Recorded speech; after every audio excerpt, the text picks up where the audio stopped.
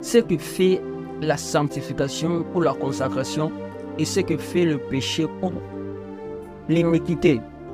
C'est l'histoire des enfants d'Israël toujours. D'abord, Dieu dit dans Ésaïe 59, le verset 1 au verset 2 que non, la main de l'Éternel n'est pas courte pour sauver, ni son oreille trop dure pour entendre. Mais ce sont vos crimes qui mettent une séparation entre vous et l'Éternel, et ce sont vos péchés qui vous cachent la face de Dieu. C'est l'histoire des enfants d'Israël. On sait comment Balaam et Balak qui sont réunis pour les maudire. Israël était dans une position de consécration.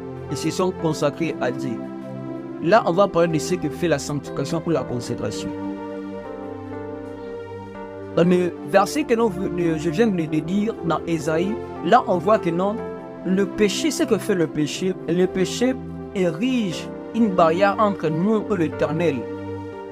Non pas parce que Dieu ne veut pas agir, mais Dieu veut agir. Mais nous prions, et lorsque nous prions dans le péché, il y a déjà une barrière établie entre nous et Dieu, ce qui empêcherait même à Dieu de nous exaucer. Pourquoi? Parce qu'il y a une vie de péché qu'on mène, il y a quelque chose qui est une barrière entre nous et Dieu. Le péché en soi, c'est une barrière qui se lève entre nous et Dieu et qui nous empêche beaucoup de choses. Le péché en soi, l'iniquité en soi, c'est un piège. C'est un piège entre nous et notre Dieu, entre notre relation et Dieu. C'est un piège pour notre vie, c'est un piège pour nos prières même. Le péché, l'iniquité, c'est un piège parce que ça érige une barrière entre nous et Dieu. Maintenant, ce que fait la sanctification, ok. Lorsque nous nous consacrons, lorsque nous nous sanctifions, c'est dans l'histoire des enfants d'Israël, on voit Balaam et Balak se réunissent plutôt pour maudire les enfants d'Israël. Mais parce qu'Israël était dans un temps de consécration, dans un temps de sanctification, cela a élevé une barrière. Non pas une barrière qui mette une limite entre les enfants d'Israël et Dieu, mais une barrière qui mette une limite entre les enfants d'Israël et le diable et la malédiction.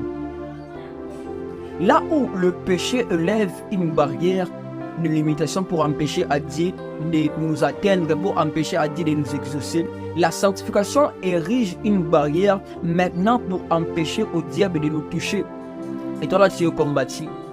C'est des combats spirituels. Laisse-moi te dire, la sanctification, la vie de sanctification, la vie de crainte de Dieu, c'est déjà une barrière, un type d'autel élevé qui empêcherait même au diable de te toucher. C'est pour ça qu'il y a certaines personnes, on ne les maudit pas parce qu'ils craignent Dieu, parce qu'ils marchent vraiment dans la crainte de Dieu.